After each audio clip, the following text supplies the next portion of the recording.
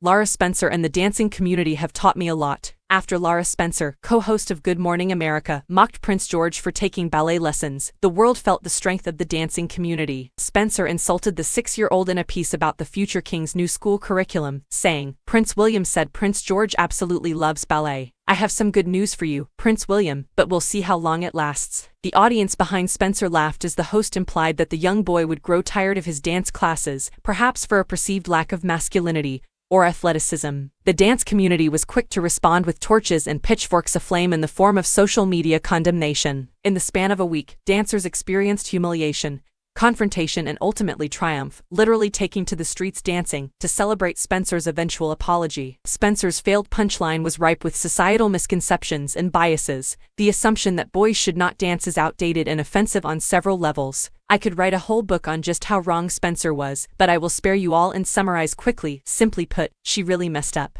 As unfortunate as the situation was, it did shed light on several lessons to be learned. The response to Spencer's comments was surprisingly refreshing. On Monday morning, Spencer sat down with 3 of the dance world's biggest stars, Robert Fairchild, Travis Wall and Fabrice Commels, to discuss the impact her comments left on them. The men delved into the humiliation and shame they often faced as young boys growing up in a world that did not understand their passion. They explained the profound effect their art had had on them and their desires to inspire future generations of male dancers. In the end, Spencer apologized, explaining how their conversation had left her with a better understanding of her mistake and a newfound respect towards ballet. Following their interview, the men led a ballet class in the heart of Times Square, a victory lap in the face of ignorance. Trading feelings of bitterness and fury for patience and forgiveness, Fairchild, Wall and Commels were the perfect figureheads for the dance community. Spencer was willing to listen and face the situation with grace and humility. The mutual respect made for a productive and valuable learning experience, a rarity in today's new internet age of cancelled culture. Canceling is the digital era's version of vigilantism, with Twitter acting as the grounds to parade the fallen through, shaming them with hashtags and GIFs instead of stones or rotten fruit.